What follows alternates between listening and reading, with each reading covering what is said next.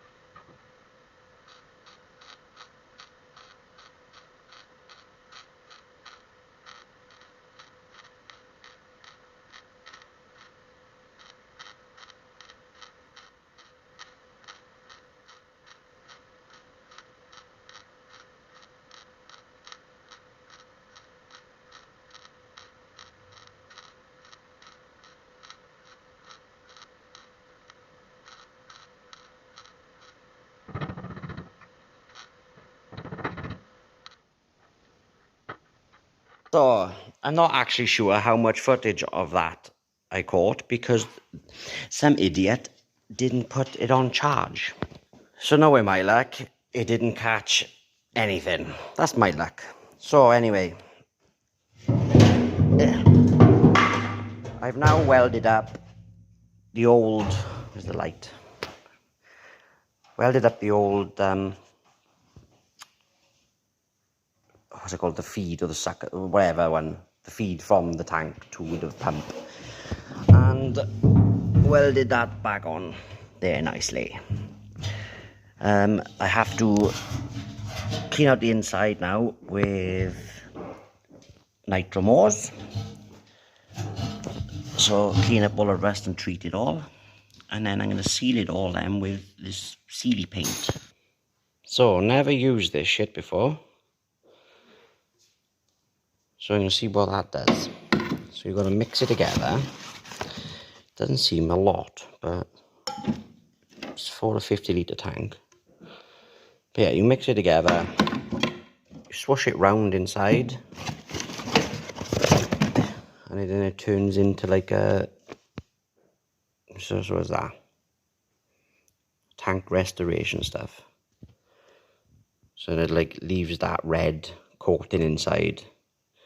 So it'll stop any leaks, not that it has any now. But it'll also cover all the rust and treat all the rust and stuff. So yeah, I'll be doing that tomorrow though, because I'm going home for food now. So I'll see you tomorrow. So I actually managed to fix my flash. I don't know what was the matter with it, but I restarted my phone and it worked again. Anyway, what I have done now, as you can see, ow, on your head, nitromores, rust control, rust converter. This stuff is brilliant, to be fair. So now I have tipped, well, how much have I tipped in now? So it's a 500ml thing. I've tipped that much in. So half, is it? Maybe 250ml. So I've tipped 250ml in. Shook the hell out of it. And used the airline then, just to make sure. Oh, look at it. Oh, that's nice. That's nice. So yeah, I use the airline then just to make sure it's going round everywhere. As you can see, it's starting to convert the rust on the bottom. Has it gone round all the top? It's the first time I've actually seen inside this tank. So I can't even see the camera now. Wait there, bear with me, guys. I know it's probably going to be a bit iffy on the screen because, yeah, I'm not a YouTuber. But yeah, it's gone round all the inside now. So I gotta leave that now all dry because it was lots, and obviously you've just seen that already bit going down there. So I'm gonna leave it upside down. Just leave it upside down like that now, just so all the thicker parts then are on the top, just in case, innit? I don't want it all at the bottom and hope, and yeah. So the nitromore stuff is really, really good, to be fair. It'll convert rust and leaves a nice layer. So even on the floor, look, it's nice and smooth. Needs a nice smooth layer, so it's like a primer then. So then I can use this stuff, which I've never used in my life before. I will have to read the instructions. But I can't read. I'm not stupid. I can read the instructions, figure out what you've got. I think it's pretty much the same as what I've done now with the nitromore stuff. So literally mix it together, put it inside the tank, shake it around, do the okey cokey and turn around. That's what it's all about. All together now. Ooh, the okey cokey. Yeah, something like that. So yeah, mix that together. Wait for that to dry, put it inside the tank, make sure it gets around every single corner, every single crevice, everything. and then that will stop any rust coming through, stop any leaks. So obviously I've painted the outside now with zinc primer, so the inside then I'll be protecting all of the inside. Leave that alone, and then yeah, that's when I gotta start wiring up the fuel pump, the fuel thing, the fuel what's it called? The fuel gauge, that's the one. And then I can refit it back on this weapon. I do love this thing, it's class. But it's big and I want it out of the way now. Also again, Nigel popped back up earlier, so yeah, like I was saying yesterday, I couldn't remember his name. He brought me up the laptop and the GoPro and stuff. And he came up earlier with this. So it's a chest mount. A chest mount for either your phone or your GoPro, which, fair play, is awesome. Thank you very much, bud. And he also got me, Hunter, and himself these cool things. So bear with, let me open it up. So that's the front of it. The Mohawk Customs. It's a bit, come on. It won't focus on the little black ears and stuff. And then on the back, it's got my hello honeys with the subscribey things on it. So massive thank you to Nigel and Gaz. Thank you very much, guys. I honestly do appreciate it, because like I got my GoPro, my mount, my stand, I got the computer and everything to make me edits, even though I can't use the edits a minute because I'm useless on computers. But yeah, there you go. That's the old fuel tank of the KA. I hope I don't need it for one of my builds. But yeah, it's done now. So now I mixed it all together with the hardener that come with it and thinners. Tipped it all inside, shook the hell out of it, and now it has sealed everything. So yeah, and now that won't rust again, so it won't block up. In the KA pump then, which will sit in there lovely. So obviously this one's got the wire gauze on the bottom to stop any big bits. The float will reach the bottom instead of the old one, which was about there. And yeah, this then will act as like a secondary pump. So this will sit. So yeah, all nice and lovely mint. Oh, this is going to be the end of the video now, because you don't want to see me just strapping it back up. I have to wait for it to dry for 24 hours anyway.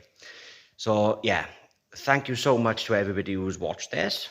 And if you've gotten this far, thank you very much. If you're not subscribed, drop me a subscribe, please. Help me out a little bit. And yeah, that should be running soon. Bye.